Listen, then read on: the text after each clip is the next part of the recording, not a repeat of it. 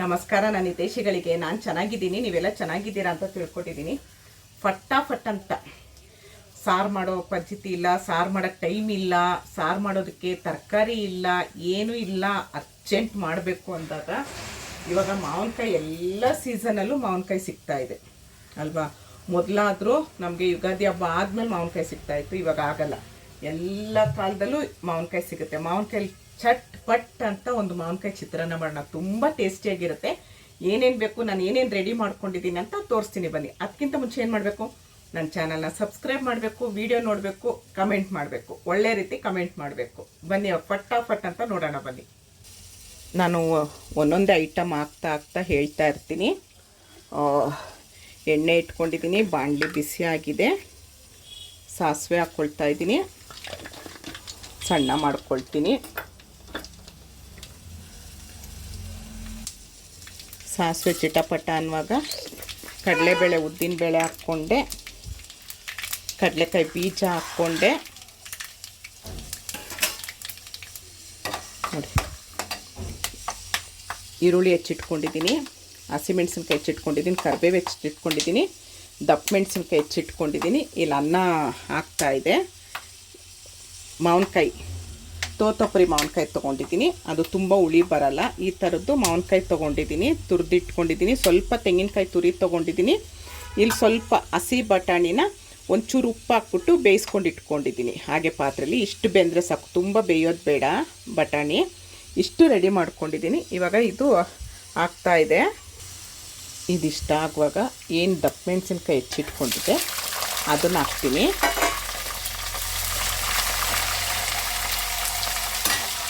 ಹಸಿಮೆಣಸಿನ್ಕಾಯಿ, ಈರುಳ್ಳಿ ಅದೆಲ್ಲ ಏನಿದೆ ಅದನ್ನು ಹಾಕ್ತೀನಿ.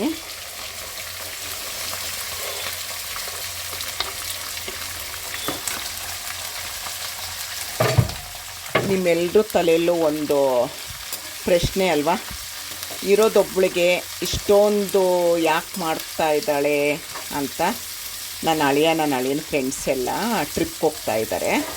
ಅವರು ನಾನು ತುಂಬ ಚೆನ್ನಾಗಿ ಮಾವಿನಕಾಯಿ ಚಿತ್ರಾನ್ನ ಮಾಡ್ತೀನಿ ಅಂತ ಹೇಳಿ, ಆಂಟಿ ಮಾವಿನಕಾಯಿ ಚಿತ್ರಾನ್ನ ಮಾಡಿಕೊಡ್ತೀರಾ ಅಂದರು. ಅದಕ್ಕೇನಂತಮ್ಮ, ತಿನ್ನೋದಕ್ಕಲ್ವ, ಆಯಿತು ಮಾಡಿಕೊಡ್ತೀನಿ ಅಂತ ಹೇಳಿ ಮಾವಿನಕಾಯಿ ಚಿತ್ರಾನ್ನ ಮಾಡ್ತಾ ಇರೋದು. ಒಂದು ಮಾವಿನಕಾಯಿ ಫುಲ್ಲು ತುರ್ಕೊಂಡಿಲ್ಲ ನಾನು. ಇದು 6 ಜನಕ್ಕೆ ನಾನು ಇಷ್ಟ ಹಾಕಿದ್ದೀನಿ ಒಂದು ಮಾವಿನಕಾಯಲ್ಲಿ. ತುಂಬ ಸುಲಭವಾಗಿ ಮಾಡ್ಬೋದು, ತುಂಬ ಚೆನ್ನಾಗಿರುತ್ತೆ. ನೀವು ಟ್ರಿಪ್ಗೆ ಹೋಗುವಾಗ ತೊಗೊಂಡೋಗ್ಬೋದು. ಈರುಳ್ಳಿ ಸ್ವಲ್ಪ ಜಾಸ್ತಿ ಹಾಕಿದ್ರೆ ತುಂಬ ಚೆನ್ನಾಗಿರುತ್ತೆ. ಮೀಡಿಯಮ್ ಸೈಜ್ದು 7 ಈರುಳ್ಳಿ ತೊಗೊಂಡಿದ್ದೀನಿ. ಅದನ್ನು ನಾನು ಸಣ್ಣ ಹೆಚ್ಕೊಂಡಿಲ್ಲ, ದಪ್ಪ ಹೆಚ್ಕೊಂಡಿದ್ದೀನಿ. ಅದು ಎಣ್ಣೆಲಿ ಬಾಡಿದಾಗ ಸ್ವಲ್ಪ ನಮಗೆ ಸಣ್ಣ ಆಗುತ್ತೆ. ತುಂಬ ಸಣ್ಣದಾಗಿ ಹೆಚ್ಕೊಂಡ್ರೆ ಬಾಯಿಗೆ ಸಿಗಲ್ಲ. ಹಾಗಾಗಿ ಇಷ್ಟು ಹಾಕ್ಕೊಂಡಿದ್ದೀನಿ. ಈ ಹಂತದಲ್ಲಿ ಸ್ವಲ್ಪ ಉಪ್ಪು ಹಾಕ್ಕೊಳ್ಳೋಣ, ನೋಡ್ಕೊಂಡು ಹಾಕ್ಕೊಳ್ಳಿ. ಆಮೇಲೆ ಬೇಕಾದರೆ ಅನ್ನಕ್ಕೆ ಕಲಿಸ್ಕೊಳ್ಬೋದು ನಾವು ಉಪ್ಪನ್ನ. ಇಷ್ಟು ಹಾಕ್ಕೊಳ್ತೀನಿ. ಇದು ಸ್ವಲ್ಪ ಬಾಡಲಿ ಇದು. ಈಗ ಇದೇನು ನಾನು ಬಟಾಣಿನ ಬೇಯಿಸಿಟ್ಕೊಂಡಿದ್ದೆ ಆ ಬಟಾಣಿ ಹಾಕ್ತೀನಿ. ಅದಕ್ಕೆ ಉಪ್ಪು, ಖಾರ, ಹುಳಿ ಎಲ್ಲ ಹೀರ್ಕೊಳ್ಳುತ್ತೆ. ತುಂಬ ಚೆನ್ನಾಗಿರುತ್ತೆ. ಒಂದು ಸರಿ ಈ ರೀತಿ ಮಾಡಿ ನೋಡಿ, ನಿಮಗೆ ಗೊತ್ತಾಗುತ್ತೆ ಎಷ್ಟು ಚೆನ್ನಾಗಿರುತ್ತೆ ಗೊತ್ತಾ. 3 ಪಾವ ಅನ್ನಕ್ಕೆ 1 kg ಅಷ್ಟು ಅನ್ನಕ್ಕೆ ಅಕ್ಕಿ ಅನ್ನ ಆಗಿದೆ. ಇನ್ನು ಪ್ರೆಷರ್ ಹೋಗಬೇಕು. ಇದು ಸ್ವಲ್ಪ ಕೆಂಪಾಗಲಿ.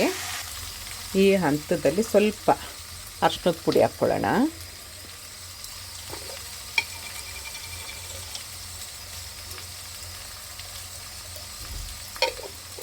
ಚಿತ್ರಾನ್ನ ಅಂದರೆ ಅರಿಶಿನ ಬೇಕೇ ಬೇಕಲ್ವ. ಉಪೇಂದ್ರ ಸರ್ದು ಒಂದು ಹಾಡಿದೆಯಲ್ಲ, ಚಿತ್ರಾನ್ನ ಮೊಸರನ್ನ ಹಂಗೆ.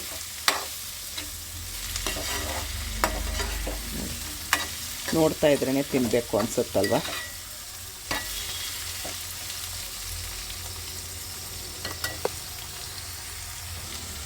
ಕಡಲೆಕಾಯಿ ಬೀಜನ, ಕಡಲೆಕಾಯಿ ಬೀಜನ ನೀವು ಫಸ್ಟೇ ಬೇಕಾದ್ರೆ ಎಣ್ಣೆಲಿ ತೆಗೆದು ಲಾಸ್ಟ್ಗೆ ಹಾಕ್ಕೊಬಿಡ್ಬೋದು. ಗರ್ಗರಿ ಇರುತ್ತೆ. ಇದು ಸ್ವಲ್ಪ ಮೆತ್ತಗಂಗೆ ಆದಂಗೆ ಆಗ್ಬೋದು, ಒಬ್ಬರೊಬ್ರು ಮಾಡಿದಾಗ ಆಗುತ್ತೆ. ನಾನು ಮಾಡಿದಾಗ ಆಗಿಲ್ಲ ಯಾವತ್ತೂ. ಆ ಥರ ಮಾಡ್ಬೋದು. ನಾನು ಯಾಕಂದರೆ ಅದು ತಪ್ಪು ಮಾಡೋದನ್ನ ಏನೋ ಗೊತ್ತಿಲ್ಲ ನನಗೆ. ಆ ಥರನೂ ಮಾಡ್ತಾರೆ. ನಾನು ಒಂದೊಂದು ಸರಿ ತುಂಬ ಸರಿ ಮಾಡಿದ್ದೀನಿ. ತುಂಬ ಗರಂ ಇರುತ್ತೆ ಆಗ. ಇವಾಗ ಏನಾಗುತ್ತೆ, ಈ ದಪ್ಪ ಮೆಣಸಿನ್ಕಾಯಿ ನೀರು ಬಿಟ್ಟಿರುತ್ತೆ, ಇದು ಮಾವಿನಕಾಯಿ ತುರಿ ನೀರು ಬಿಡುತ್ತೆ, ಆಗ ಸ್ವಲ್ಪ ಮೆತ್ತಗೆ ಆಗ್ಬೋದು. ನೀವು ಮಾಡೋದಾದರೆ ಈ ಥರನೂ ಒಂದು ಸರಿ ಮಾಡಿ ನೋಡಿ. ಮತ್ತು ಆ ಥರ ಕಡಲೆಕಾಯಿ ಬೀಜನ ಎಣ್ಣೆಯಲ್ಲಿ ಫ್ರೈ ಮಾಡ್ಕೊಂಡು ತೆಗೆದಿಟ್ಕೊಂಡು ಆಮೇಲೆ ಕಲಿಸುವಾಗ ಹಾಕ್ಕೊಂಡ್ರೂ ಆಗುತ್ತೆ. ಇದಕ್ಕಾದರೆ ಕಡಲೆಕಾಯಿ ಬೀಜಕ್ಕೆ ಉಪ್ಪು, ಖಾರ, ಹುಳಿ ಎಲ್ಲ ಅಂಟ್ಕೊಂಡಿರುತ್ತೆ, ಅದಕ್ಕೇನಾಗುತ್ತೆ ಏನೂ ಇರಲ್ಲ. ಆ ಥರನೂ ಟ್ರೈ ಮಾಡಿ, ಈ ಥರನೂ ಟ್ರೈ ಮಾಡಿ ನೋಡಿ ನೀವು. ನೋಡಿ ಇವಾಗ ಇದಿಷ್ಟ ಆಗಿದೆ. ಇವಾಗ ನಾನು ಏನು ಮಾವಿನಕಾಯಿ ತುರಿನ ತುರಿದಿಟ್ಕೊಂಡಿದ್ದೆ ಅದನ್ನು ಹಾಕ್ತೀನಿ ನಾನು.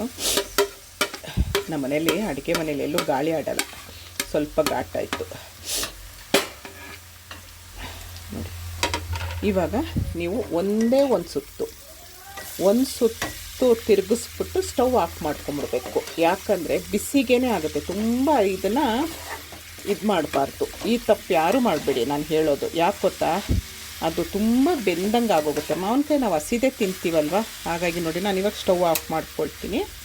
ಆ ಬಿಸಿಗೇ ಎಲ್ಲ ಇದರಲ್ಲಿ ಹೊಂದ್ಕೊಳ್ಳುತ್ತೆ. ಆವಾಗ ಒಂದು ಸರಿ ಮಿಕ್ಸ್ ಮಾಡಿ, ಅಷ್ಟೇ ನೀಟಾಗಿ ಮಿಕ್ಸ್ ಮಾಡಿ ನಾನು ಈಗ ಸ್ಟವ್ ಆಫ್ ಮಾಡ್ಕೊಂಡಿದ್ದೀನಿ. ನೀವು ಯಾರಾದರೂ ಬೇರೆ ಥರ ಮಾಡ್ತಾಯಿದ್ರೆ ಈ ಥರ ಒಂದು ಸರಿ ಮಾಡಿ ನೋಡಿ. ನೀವೇ ಅವಾಗ ಹೇಳ್ತೀರಾ, ಅಯ್ಯೋ ನಾವು ಇಷ್ಟು ದಿನ ಆ ಥರ ಮಾಡ್ತಾ ಇರಲಿಲ್ಲ ಅಂತ ಹೇಳ್ತೀರಾ. ಅಷ್ಟು ಚೆನ್ನಾಗಿರುತ್ತೆ ಇದು. ನೋಡಿ ಸ್ಟವ್ ಆಫ್ ಮಾಡ್ಕೊಂಡಿದ್ದೀನಿ, ಆ ಬಿಸಿಗೇ ಈ ಥರ ಆಗುತ್ತೆ ನೋಡಿ ಹೇಗೆ ಬಂತು. ಈಗ ಇದನ್ನು ಅನ್ನ ಪ್ರೆಷರ್ ಹೋಗೋವರೆಗೂ ಮುಚ್ಚಿಡೋಣ. ಆಮೇಲೆ ಮತ್ತೆ ನಾನು ನಿಮಗೆ ಸಿಗ್ತೀನಿ, ಹೇಗೆ ಬಂತು ಅಂತ ಹೇಳ್ತೀನಿ.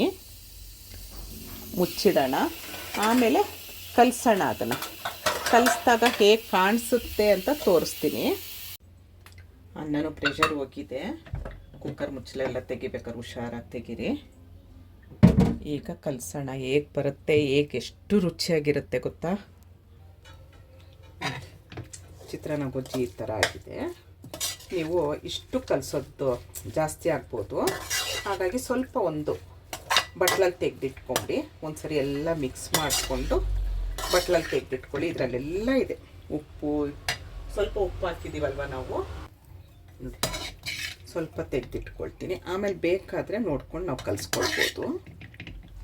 ಇಷ್ಟು ತೆಗೆದಿಟ್ಕೊಳ್ತೀನಿ ನಾನಿವಾಗ ತೆಂಗಿನಕಾಯಿ ತುರಿ ಹಾಕ್ಕೊಳ್ತಾ ಇದ್ದೀನಿ.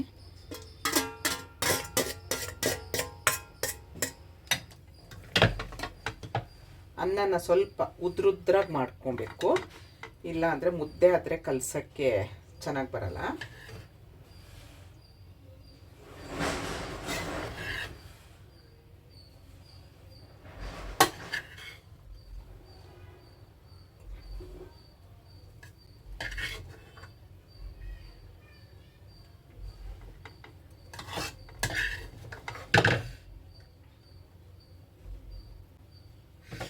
ಇದನ್ನ ಇವಾಗ ಮಾಮೂಲಿ ನಿಧಾನವಾಗಿ ಕಲಸಿ, ತುಂಬ ಮುದ್ದೆ ಆಗೋ ಥರ ಕಲಿಸ್ಬೇಡಿ. ನೋಡಿ ಚಿತ್ರಾನ್ನ ರೆಡಿ ಆಯಿತು. ಇವಾಗ ಅವ್ರು ಡಬ್ಬಿ ತರ್ತಾರೆ, ಡಬ್ಬಿಗೆ ಹಾಕಬೇಕು. ನೋಡಿ ಹೋಟೆಲಲ್ಲೆಲ್ಲ ಹೀಗೆ ಕೊಡೋದಲ್ವ.